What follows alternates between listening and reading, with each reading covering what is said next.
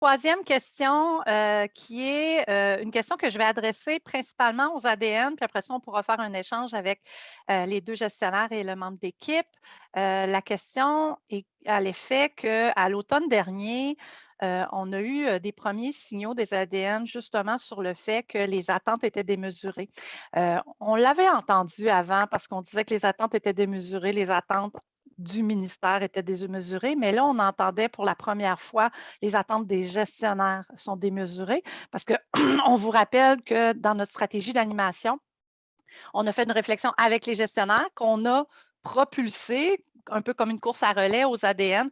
Quand les ADN ont reçu ça, ils ont eu comme un petit trémolo, là. Ils ont fait: «Oh mon Dieu, les gestionnaires pensent qu'on devrait faire tout ceci, tout cela». On a réouvert ce champ de discussion-là, en janvier et c'est vraiment cette discussion-là qui a eu lieu sur Slack qui a éclairé le panel d'aujourd'hui.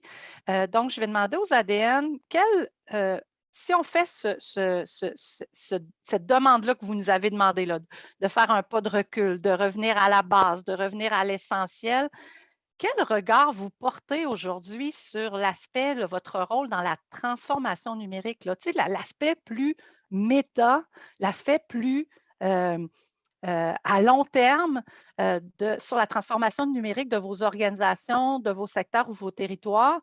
J'aimerais entendre Raphaëlla ou Claudia là-dessus. Et je peux peut-être me lancer parce que ça va suivre l'intervention de Gisèle. En fait, au CQT, on en arrive au point où ma directrice, Catherine, euh, que franchement j'adore, elle a un modèle de gestion incroyable, m'incite à euh, conduire les comités numériques vers la production d'un plan d'action. Euh, c'est sûr que le CQT a beaucoup d'instances de gouvernance. En fait, les CQT, les Conseils québécois du théâtre, est un organisme qui représente les artistes du milieu théâtral, les artisans, les créateurs, et aussi contribue à leur rayonnement. Donc, disons que la représentation est au cœur de nos activités et donc les mécanismes de concertation sont très importants. Donc, pour nous, la production d'un plan d'action, peu importe la thématique ou la sphère voilà, thématique, se fait de concert avec des comités qui, en fait, regroupent les forces vives du secteur théâtral par rapport aux thématiques en question. Euh, voilà, mais donc notre prochaine étape, ça va vraiment être de se rencontrer avec les comités numériques euh, plusieurs fois pour arriver à l'élaboration d'un plan d'action et enfin pouvoir prioriser les actions pour aller un peu plus droit au but. Et aussi enlever cette sorte d'angoisse derrière, autour du mandat de l'ADN. Euh, mais par contre, là, je voulais mettre en lumière deux aspects. Le premier, c'est que dans cette priorisation-là, je ne suis pas certaine que la sécurité se retournera vers soit un travail pour l'organisme, soit un travail pour les secteurs. Je pense que les deux vont continuer en parallèle. Pourquoi? Parce que l'un nourrit l'autre. On ne peut pas encourager les secteurs à se transformer, à donc engager une transformation numérique si l'organisme en tant que tel n'entreprend pas cette transformation numérique-là.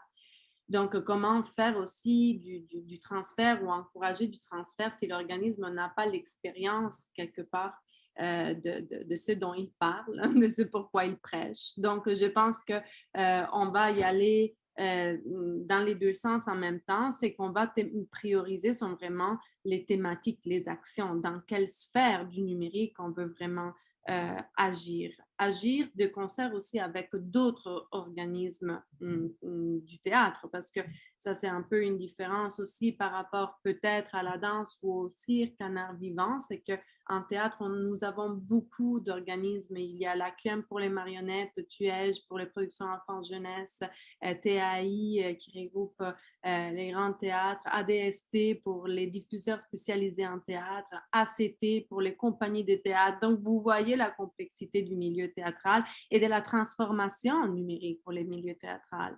Donc, en fait, l'étape préalable, c'est ça. Si, voilà, ça peut inspirer quelqu'un des personnes présentes.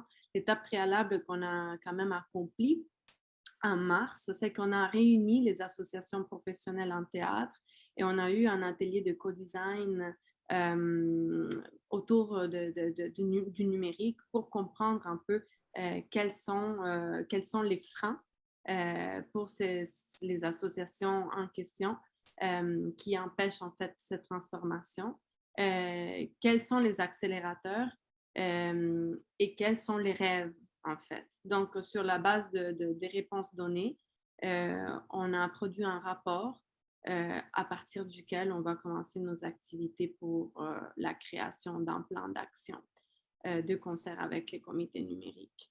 Donc, Ce plan-là devrait arriver quand, Raphaëla?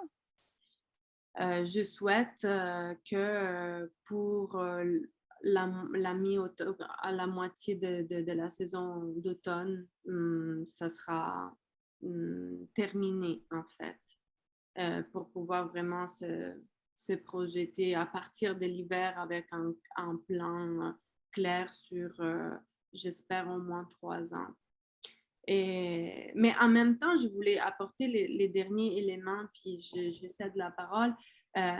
C'est que la COVID a mêlé vraiment les cartes du jeu. Donc, il ne faut pas non plus qu'entre nous, on pense que le fait d'arriver au plan d'action est un processus simple, puis si vous n'avez pas encore de plan d'action, ben, vous n'êtes pas performant. Puis non, parce que je veux dire, les CQT, par exemple, est un organisme qui a dû se reconstruire complètement. L'équipe s'est effondrée. On a eu un renouvellement à 100% des membres de l'équipe, y inclut la direction générale. Les plans directeurs qui chapeautent un peu tous les secteurs sur 10 ans est en train les travaux ont dû reprendre parce que la COVID, entre autres, est venue mêler les règles du jeu. Donc, il y a une reprise de ce plan-là plus global. Il y a une planification stratégique au niveau organisationnel, pas seulement thématique, là. Puis, pour chaque thème, il y a un plan d'action. Donc, un plan d'action pour équité, diversité et inclusion, un plan d'action pour le numérique, on y commence à travailler.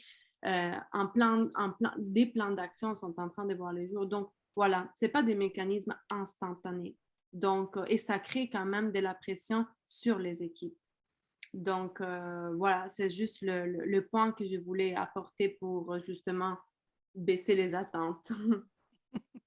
Parfait. Claudia, de ton côté, quel regard portes-tu sur le rôle de transformation numérique? Ben, écoute, la transformation numérique dans un organisme comme la SODEC, ça se passe à tellement de niveaux que, tu sais, moi, je ne me sens pas nécessairement en posture de pouvoir affirmer, tu sais, qu'il y a un plan, tu sais, il y a une planification stratégique qui se met en place. C'est des processus plus globaux, mais dans l'opérationnel, dans les exemples concrets où, en tant qu'ADN, on intervient, c'est peut-être pas dans l'évolution du rôle, je pense que c'est dans la continuité du rôle en ce qui me concerne. Ben c'est, par exemple, dans le processus d'une mise à jour et refonte des programmes d'aide à la promotion internationale pour les différents secteurs, ben, les ADN, on a comme analysé comme les actions, les tâches numériques qui peuvent faire partie de ces plans-là. Donc, on veut concevoir des capsules de formation ou mettre en place une série de ressources pour inciter et comme encourager, dans le fond, les clientèles à les pousser davantage vers ça quand elles vont faire des demandes dans leur plan de développement international. Nous, on va mettre l'emphase là-dessus, on va vouloir comme encourager et faciliter aussi ces plans-là. On veut comme faire comme rayonner aussi en même temps ces ressources-là. Je pense que c'est quelque chose qui va pouvoir prendre forme dans les mois qui viennent. Sinon, pour ma part, de mon côté, je dirais que les premiers mois où j'ai été en poste, j'ai été plus en position d'analyse pour comprendre comment ça fonctionne la communauté pratique, où est-ce qu'on intervient, mais où j'étais plus en apprentissage, en mode écoute. Et je pense que la reconduction du mandat, le fait que la communauté se continue d'évoluer, là, je commence un peu plus à participer puis à me prêter à des exercices multi-ADN où on a un nouveau projet qu'on est en train de mettre en place avec quelques autres ADN qui est un exercice d'accompagnement des nouveaux, de parrainage, mais on est en train de mettre en place une structure pour, dans le fond, que les ADN qui sont là depuis un certain temps puissent être jumelés de manière à faciliter l'arrivée de nouveaux. Puis il y a énormément de roulements, donc c'est quelque chose qu'on va documenter, qu'on va partager. Donc, c'est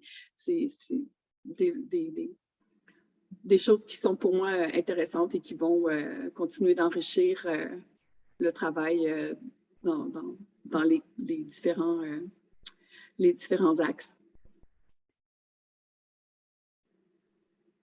Merci.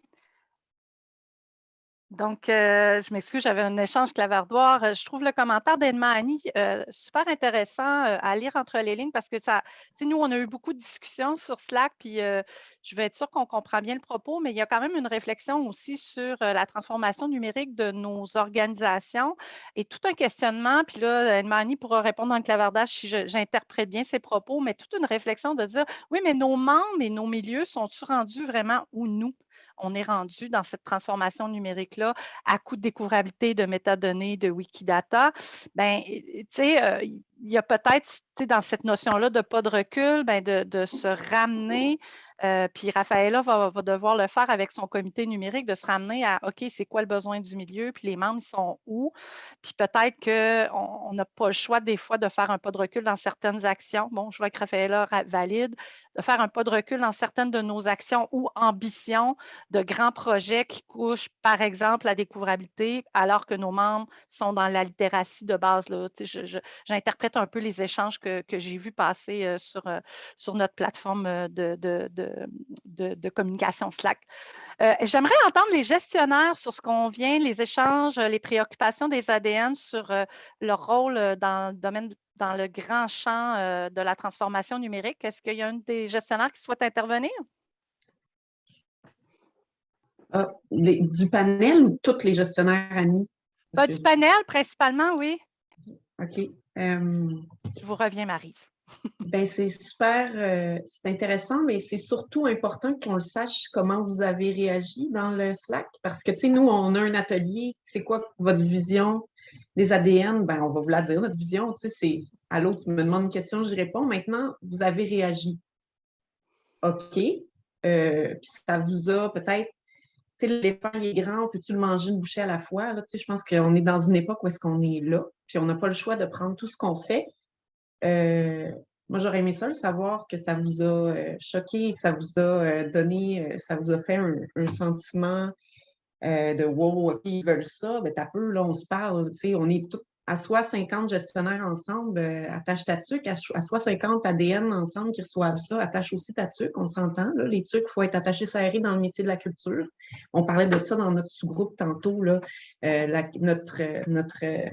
notre belle, comment on dit ça, là, on est polyvalent, puis on est des ressources incroyables quand on change de secteur, effectivement, parce que, bon, bref, je reviens au sujet, tu sais, nous, comme gestionnaires, on a aussi eu à construire ces postes-là pendant 3 ans, genre, OK, on fait ça, qu'est-ce qu'on fait vraiment, puis comment on intègre ça dans l'équipe, tu sais.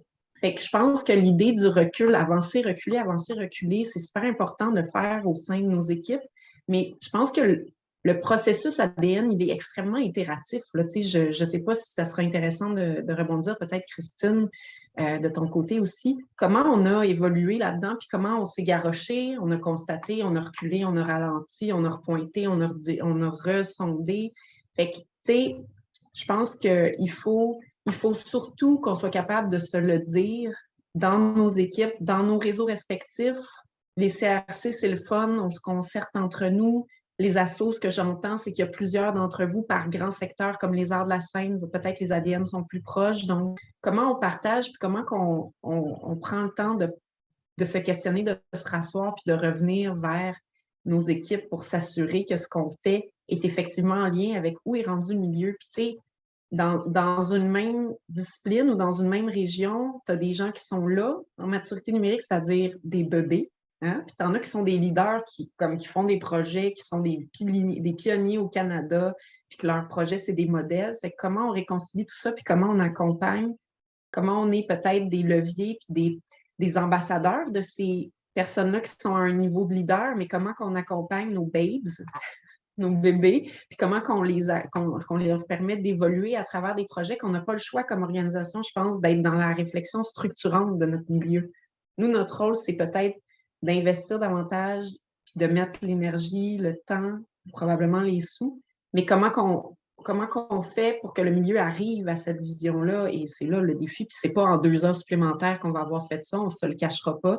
C'est super qu'on puisse avoir fait ça sur 5 ans, mais comment qu'on se voit pour le futur aussi, pour moi, ça, c'est une question super importante qu'il faut déjà travailler. Et oui, on le sait, c'est comme ça le milieu culturel. Alors, donc, je m'arrête là-dessus. Christine, de votre côté? Bien, en fait, j'aurais envie de réagir en disant que pour nous-mêmes, c'est l'adaptabilité, la flexibilité, l'ouverture. On ne peut pas tous être en même temps au même niveau, rendus aux mêmes étapes, etc. Donc, bon, je suis peut-être moins au courant là, de la frustration ou de ce qui a émané là, par rapport à Slack, mais ce que je crois, c'est qu'on ne peut pas tout uniformiser.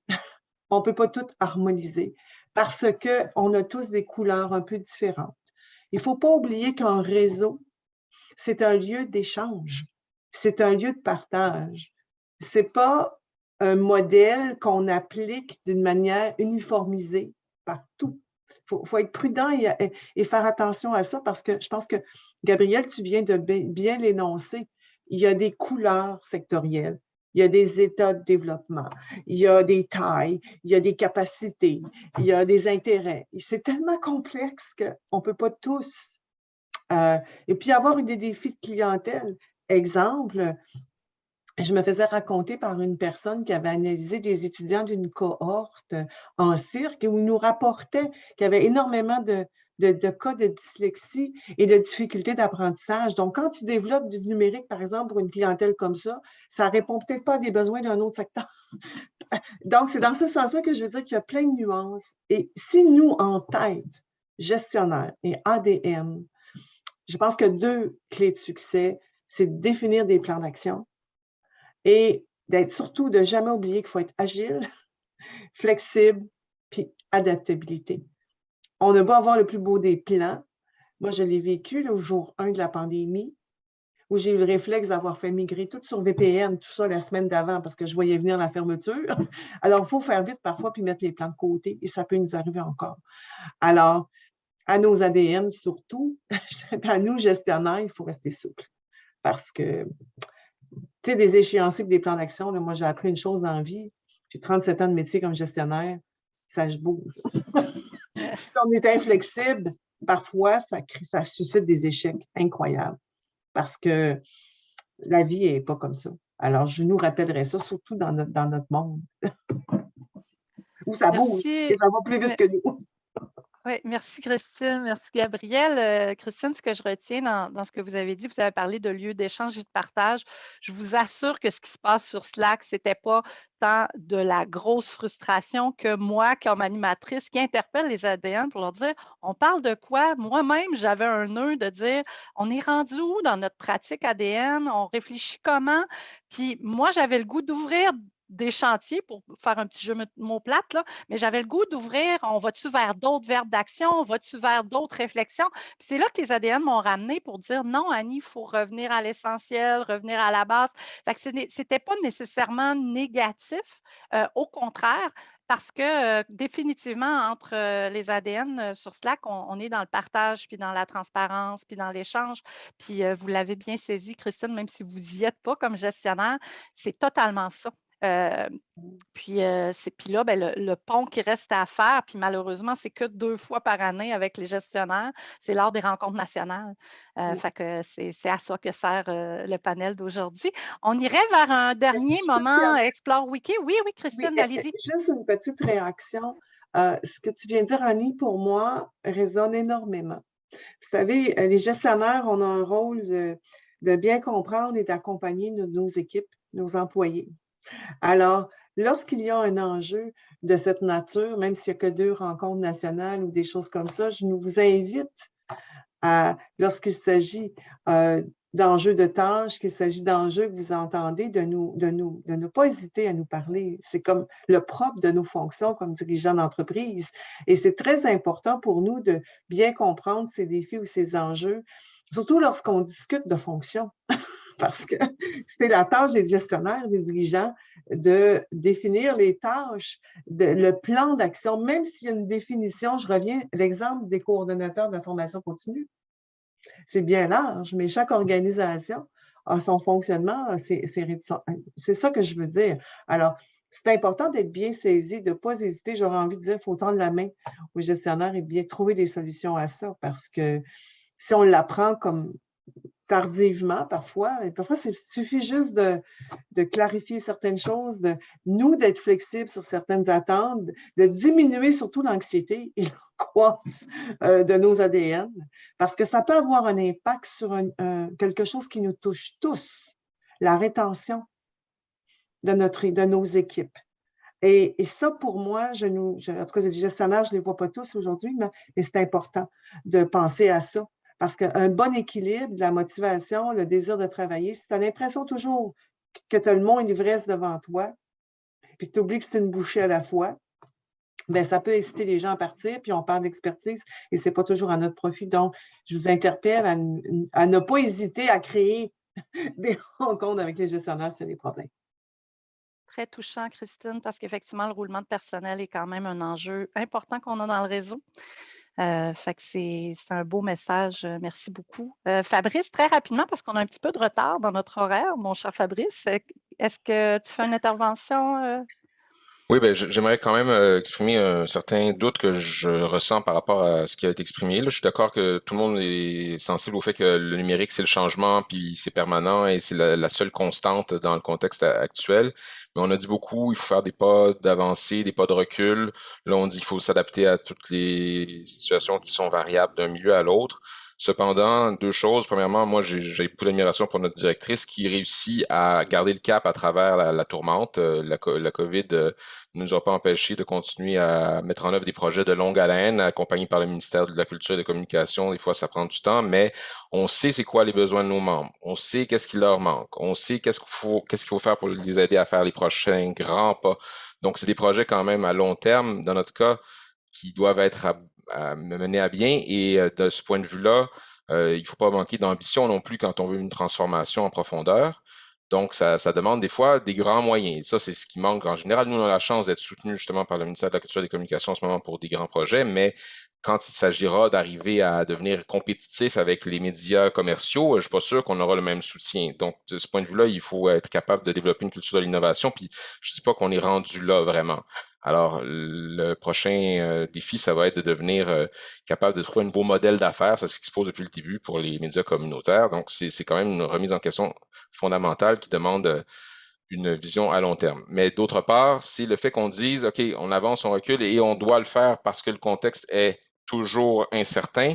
Sauf qu'il y a une certitude qu'on a, le réseau des ADN a été créé pour éviter de multiplier les silos, puis malheureusement, on n'a toujours pas réussi après 3 ans à faire en sorte de réaliser qu'on peut faire une intersection entre les cultures régionales ou les conseils régionaux de la culture et les différents rassemblements sectoriels. Puis la plupart des rassemblements sectoriels nationaux ont quelques membres dans chacune des régions qui pourraient bénéficier des projets de stratégie numérique des conseils régionaux de la culture.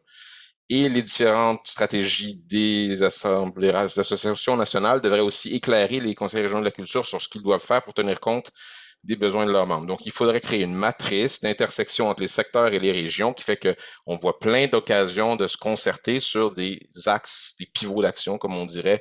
Et ça demande de travailler de façon vraiment uniforme jusqu'à un certain point en se mettant des moments dans nos calendriers où on peut se parler de ce qui se passe en ce moment. Parce que c'est la même direction dans laquelle on veut aller et ne pas répéter chaque chose dans sa petite division du territoire ou de la culture. Voilà. Ben, merci Fabrice. Sur l'aspect intersectoriel, c'était notre question supplémentaire si on a le temps. Fait que j'ai pas l'impression qu'on va pouvoir l'aborder, mais tu abordes exactement une question qui était une préoccupation de nos panélistes lorsqu'on se préparait, puis on l'a mis en question supplémentaire parce qu'on se doutait qu'on n'aurait peut-être pas de temps. Donc, Martine, ton moment Explore Wiki, c'est notre dernier de cet atelier-là. Oui, j'y arrive. Donc, pour ce dernier moment Wiki, Explore Wiki, je vais vous inviter dans la section de la CP, la communauté de pratique, communément appelée la CP dans notre jargon. Donc, encore une fois, pour y accéder à partir de la page d'accueil, soit le bouton en haut ou dans le menu de gauche. Donc, cette section-là, vraiment pour présenter l'esprit, le fonctionnement de la communauté de pratique. Il y a aussi une section dédiée à la stratégie de transfert. J'y reviendrai dans un autre Explore Wiki le 13 avril, donc un petit avant-goût. Donc, c'est vraiment pour présenter, c'est comme j'ai dit, le fonctionnement et tout. Puis dans cette section-là, vous allez retrouver quand même beaucoup d'infographies, de belles illustrations là, qui expliquent le fonctionnement et c'est quoi la communauté de pratique. Donc, peut-être des images qui peuvent être utiles dans vos communications, dans vos partages, dans vos réseaux. Donc, aussi, je rappelle en même temps que tout le contenu là, sur le wiki est en licence Creative Commons, donc ça peut être réutilisé si vous en avez besoin. Et deux petites sections ici que je présente rapidement. Donc, je vais commencer par le récit de vie. Donc, pour ceux qui sont arrivés plus tardivement dans le réseau, qui veulent avoir un aperçu là, complet du récit de vie de la communauté. Donc, on a ici vraiment détaillé au cours des trois premières années du réseau. Et on a aussi un rappel là, des valeurs de la communauté. Donc, je vous amène dans une autre page où justement, là, on a plusieurs infographies qui présentent les valeurs principales, ouverture, partage, collaboration, et aussi l'autre devise, je dirais, là, du plaisir, fun, plaisir, qui est vraiment une devise là, pour le réseau. Donc, vous avez aussi les origines de tout ça avec des illustrations, donc ça pourrait vous inspirer. Ah oui, et aussi la règle des 2 pieds. Donc, soit on apprend ou on contribue dans une communauté de pratique, donc à retenir continuellement. Donc, je te recède la parole, Annie. Merci, Martine. À chaque fois que tu partages un wiki moment, j'ai fait tout le temps « Oh mon Dieu, il faut mettre cette image-là à jour. Oh mon Dieu, il faut mettre ce contenu-là à jour. » C'est évolutif, un wiki, il y a toujours le petit stress du contenu qui évolue. Donc, on arrive à notre 4e question que je vais adresser aux ADN. Sans prétention, j'ai un petit stress en posant cette question-là dans le sens où je la trouvais biaisée. On le déclare biaisé. En fait, moi et Martine, on a assisté à un webinaire d'un consultant qui s'appelle Harold Jarché, qui est consultant dans les modèles d'affaires en éducation à l'ère numérique. Il a amené dans sa conférence un aspect très important. Il a dit, si vous vous questionnez si vous êtes une CP, bien, demandez à vos pratiquants, donc les ADN, est-ce que la CP a changé votre pratique? Si la réponse est oui, comment? Si la réponse est non, pourquoi? Et là, dans le pourquoi, on pourra aller dans comment la communauté de pratique pourra évoluer si ça n'a pas répondu. Donc, la question adressée aux ADN, est-ce que la CP a changé votre pratique? Et comment? Sinon, pourquoi? Je peux me lancer. Ben, Oui. je reviens à ma notion d'urbaniste du début de l'atelier, puis du panel. Puis je dirais que c'est vraiment la relation au territoire. Je sens qu'à travers la communauté de pratique, j'ai un accès que pour 1000 raisons, je n'aurais pas autrement sans cette communauté-là. J'ai un accès aux différents territoires dans la province. Et ça m'enrichit énormément. Je peux vous donner un exemple dans le cadre du chantier, des travaux du chantier engagement des publics minoritaires. Avec ma collègue à la recherche et à la stratégie politique, Caroline Gignac, on a décidé de rencontrer plusieurs conseils de la culture régionaux pour avoir des entrevues concernant l'évolution des enjeux d'équité, diversité, inclusion et la place des publics minoritaires en région. C'est sûr que c'est un processus long. Là, on vient de terminer l'analyse de toutes les entrevues réalisées, donc on va bientôt pouvoir plonger dans la rédaction du contenu, dans le sens des conclusions. Puis c'est un processus qui a commencé il y a 1 an. Donc, il faut comprendre qu'à ce niveau-là, voilà, j'ai dû gérer du stress, là, parce que j'aurais voulu que même les personnes qui ont donné de leur temps pour répondre aux entrevues aient accès à ce contenu-là plus rapidement. Mais il faut comprendre que c'est un projet qui n'est pas financé. Donc, c'est vraiment sur les heures de travail de l'ADN et de ma collègue à la recherche et à la stratégie politique qu'on fait ça. Il y a un investissement du Conseil québécois du théâtre sur ce fonds de fonctionnement pour aller plus loin dans la question des publics minoritaires. Donc, c'est comme les chantiers qui nous a permis d'amener ces points-là dans l'organisme, et l'organisme qui a décidé d'investir, et donc l'ADN qui ramène du nouveau contenu dans les chantiers et le produit aussi par les entrevues. Et donc ça m'a donné accès à une richesse que j'ai vraiment hâte de partager avec vous. On a parlé avec l'Estrie, on a parlé avec la BTB, on a parlé avec la Gaspésie. On a parlé avec l'Outaouais. Voilà, ça, ce sont des points de vue pour moi extrêmement précieux. Et donc, les liens entre les sectoriels et les territoires. Parfait, merci. Ça répond un peu à l'intervention de Fabrice. Claudia, de ton côté? Pour rebondir sur ce que Raphaëlla disait, spécifiquement sur ce chantier où on collabore, moi, ce que j'ai expérimenté qui a été comme dans le fond inhérent au fait que ce soit une communauté de pratique, le point qui nous relie, ben, c'est la facilitation de projets multisectoriels. Quand on se retrouve 5 ADN de 5 secteurs différents à travailler sur un projet, sur des questions aussi vastes que l'engagement des publics minoritaires, l'équité, diversité, inclusion, mais c'est extrêmement enrichissant. Sinon, moi, la communauté de pratique, je dirais que je l'ai analysée, observée et on s'engage comme...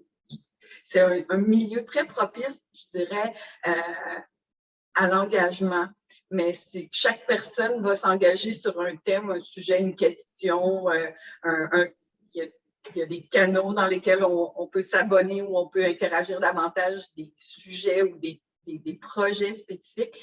Mais ce que j'en retire, c'est que c'est une base d'échange, une base de référence et de validation également.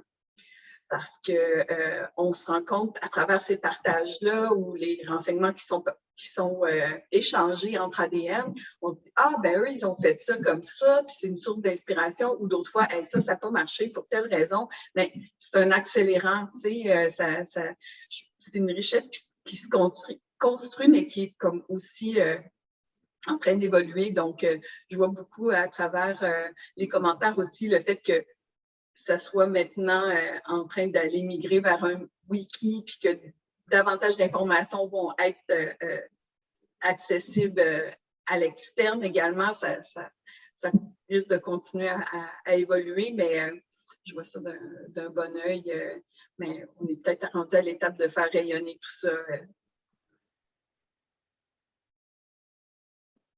Je prends des notes. Merci, merci Claudia. Maintenant, je vais adresser ma prochaine question aux gestionnaires, à Christine et Gabriel, ainsi qu'à Anne-Sophie. dans les dernières discussions, encore là sur Slack, de plus en plus, on a entendu des nouveaux concepts, puis ça a émergé vraiment dans les derniers mois, notamment les ADN qui quittent le réseau, qui disent qu'ils vont rester des ADN après le réseau. Notamment, je pense à Claudia Cortez, qui est partie dans le système de la santé et qui occupe un poste de transfert de connaissances et qui porte la pensée ADN, qui est le nouveau terme aussi. On parle de plus en plus de pensée ADN et j'ai le goût de vous poser la question à Gabrielle, à Christine et à Anne-Sophie. C'est quoi pour vous la pensée ADN? Puis est-ce que vous avez l'impression d'être un peu ADN de votre côté? C'est vraiment un nouveau concept qui est ressorti là, dans les dernières semaines. Qui a le goût de se lancer? Ben, je peux y aller.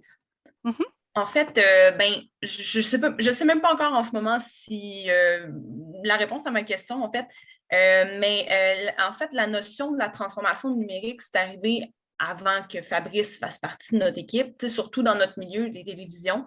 Puis pour faire un petit saut dans le temps, dans le fond, le gouvernement du Québec avait annoncé en 2014 là, des investissements assez importants là, pour les médias communautaires, là, pour leur transformation numérique. Puis avec cette initiative-là, il y a 35 de nos télévisions sur 40, 41 à l'époque, je ne me souviens plus exactement, là, qui ont voulu moderniser leur site web. Puis il a été possible de faire de l'archivage numérique. Puis on avait des télévisions là, qui utilisaient du matériel qu'on pourrait qualifier d'historique aujourd'hui. Donc l'ADN, je pense qu'il vient vraiment concrétiser et apporter un sens vraiment plus spécifique à la démarche qui avait déjà été entreprise. Donc dans ce sens, je pense que la réponse à la question est oui, je suis aussi ADN. On est ADN dans l'équipe, mais parce qu'on n'a comme pas le choix. On est dans cette direction-là, il n'y a pas de retour en arrière. La transformation numérique est comme indispensable dans notre milieu, puis en fait dans tous les milieux. Donc, le travail avait déjà été entamé avant, il va continuer après 2024, mais je pense que ce support-là que l'ADN nous fournit est essentiel, puis ne serait-ce que pour accélérer là, les choses, parce qu'on n'avait pas nécessairement, moi je parle on, là, mais je n'étais pas là à l'époque où il n'y avait pas d'ADN, mais je pense que on n'avait pas nécessairement des notions de numérique très développées, mais il fallait quand même faire ce travail-là parce qu'on n'a pas le choix, comme je l'ai mentionné. Fait que je pense qu'on veut pas, on l'a tous, cet esprit d'ADN-là, sans même le savoir, en fait, je pense. Gabrielle? Merci, Annie. Ben, c'est super intéressant, Anne-Sophie, comme témoignage. Puis je vais faire du pouce. C'est drôle, rester un ADN, je suis un ADN. Je vais, moi, avant d'être au CRC du Saguenay-Lac-Saint-Jean, j'étais médiatrice culturelle, tu sais, un autre métier qui s'est construit sur le tas, il n'y avait pas de formation, qu'est-ce que c'est ça? Oui, on aime ça, la médiation, non, on n'aime pas ça. Finalement, c'est très intégré maintenant. Il y a un réseau qui est en train de se mettre en place. C'est intéressant de comparer qu'est-ce qui émerge des cultures, de la culture qui évolue. Est-ce que je suis une médiatrice culturelle encore? Bon, dans mes fonctions, non, je ne peux pas faire ça parce que je dois diriger une organisation. Par contre, les valeurs, les façons de travailler, la collaboration et la transmission demeurent des valeurs fondamentales de la façon dont je gère mon équipe, dont je suis en relation avec mon milieu, avec mon conseil d'administration, avec mes membres, etc. Donc, moi, je nous ramène, peut-être que je sors un peu est-ce qu'il y a une pensée ADN, c'est intéressant, mais je pense que ce qu'on garde, c'est l'importance des valeurs qui construisent notre poste, la transmission, l'écoute, l'adaptation. Christine a énuméré là, des éléments qui sont essentiels pour qu'on puisse réussir. Puis je rajoute ce que Fabrice a dit, ça m'a beaucoup marqué, ce que tu as dit, Fabrice, la capacité de se projeter dans la vision puis d'être ce leader-là, cette locomotive-là. Puis on a un rôle, il est important, il faut l'assumer, puis il faut l'embrasser. Et puis, enfin, j'ai l'impression que c'est une posture philosophique. Puis moi, je ramène peut-être ça à quelque chose de plus grand que soi, que nous. C'est la pensée numérique. Puis encore une fois, ce n'est pas une pensée technologique, mais c'est une pensée qui place au cœur l'humain, ses collaborations et sa façon d'être en relation davantage. Donc, effectivement, je pense qu'on va être marqué par cette approche-là, par cette vision-là. Puis c'est ce qu'il faut qu'on transpire, puis c'est ce qu'il faut, je crois, qu'on lègue au milieu, puis qu'on lui apprenne à être capable de reconnaître et de s'y reconnaître également. Christine, de votre côté? Moi, je me considère pas ADN. Je pense que comme dirigeante, peu importe l'organisation que je suis une chef d'orchestre. Et lorsqu'émergent les nouveaux enjeux, des nouvelles réalités, des nouvelles pratiques, je suis dans l'obligation d'assurer que l'organisation suive la parade. Donc, moi, je l'ai dit d'entrée de jeu, la préoccupation de l'égard du numérique, ça fait plusieurs années qu'on l'a. J'ai l'impression qu'avec ces ressources, avec ce réseau qui a été bâti au cours des dernières années, ça nous a permis de rattraper quelque chose, même s'il y a encore beaucoup à faire. Et donc, pour moi, et je pense que la façon dont le réseau s'est bâti, ses valeurs, sont des valeurs d'aujourd'hui essentielles et incontournables. Dans cet esprit-là, oui, j'y adhère. Et pour moi, c'est fondamental. Et comme Gabrielle vient de le dire, le numérique fait partie de nos vies. Et donc, on n'a pas le choix de réfléchir à tout cela, de l'intégrer dans notre pratique, de voir comment on va évoluer. Donc, c'est dans ce sens-là que oui, je dirais que j'adhère aux valeurs, mais je ne me considère pas comme une ADN, mais j'ai l'obligation, ceci dit, d'être concernée par le développement numérique et de m'assurer que notre organisation et notre secteur soient bien accompagnés pour faire face à ces défis-là. Alors, c'est comme ça que je vois la chose, plus que d'être un ADN. Moi, je pense que c'est mon rôle comme dirigeante et de convaincre mon conseil d'administration d'emboîter le pas, parce que notre conseil d'administration, lorsqu'on dirige une association, un regroupement, c'est les représentants de notre milieu. Alors, ça, il ne faut pas oublier ça, hein, c'est que la gouvernance, on a un rôle de partager ça et de continuer. Donc, c'est comme ça que j'aurais envie de conclure en disant que pour moi, en tout cas, je salue tout ça, ce chemin-là, avec ses hauts, ses bas, en disant que la naissance du réseau et le fait que j'y suis maintenant, j'en fasse partie comme gestionnaire, bien, me guide dans l'évolution de la suite, m'éduque et me permet, je pense, me permettra et me permet d'être une meilleure gestionnaire face à ça. Alors, c'est plutôt comme ça que j'aurais envie de conclure. Bravo! Je me demandais si on allait poser la dernière question supplémentaire, puis j'osais la fatigue, on n'a pas eu de pause, puis Martine, elle me dit « go » en privé. Donc, c'est une question qui est vraiment lancée comme ça, vraiment en fin. Ça a même été proposé par les panélistes parce qu'ils avaient une de mes questions qu'ils n'aimaient pas. Ils me trouvaient, ils disaient « ben Annie, on n'est plus rendu là à l'aspect sectoriel, disciplinaire. On est vraiment dans le travail intersectoriel, interrégional qui fait partie des préoccupations partagées par Fabrice. Puis la question est très large, fait que c'est probablement pas chaque panéliste qui a le goût de répondre, mais est-ce qu'il y en a qui ont le goût de répondre à cet aspect-là de qu'est-ce qu'on peut construire ensemble? Donc, quelque chose, notre seule question qui se projette vers l'avenir, tu sais, dans le fond des 2 prochaines années, sur le travail intersectoriel et interrégional, est-ce qu'il y a quelqu'un qui a le goût de réagir sur cette question-là qu'on n'a pas préparée? On s'est juste dit, on va la mettre au cas où, puis là, on arrive là. Est-ce qu'il y a quelqu'un qui a le goût de se lancer? Elle est costaude, là. Maryse, on veut vous entendre. Maryse a dû s'absenter quelques minutes et elle n'a pas participé à la discussion immédiate, en tout cas celle des dernières minutes. Donc on lance une nouvelle question, Maryse, qui est vraiment, c'est notre seule question où on se projette dans l'avenir, puis les panélistes hier en préparation disaient, bien, on pense qu'on a franchi certaines étapes sur le travail intersectoriel et interrégional.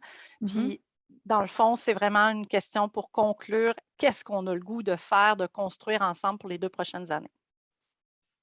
Ben, si c'est une question ça me semble évident qu'il faut qu'il y ait des partages au niveau global, c'est-à-dire sur le plan territorial, puis au niveau du caractère intersectionnel.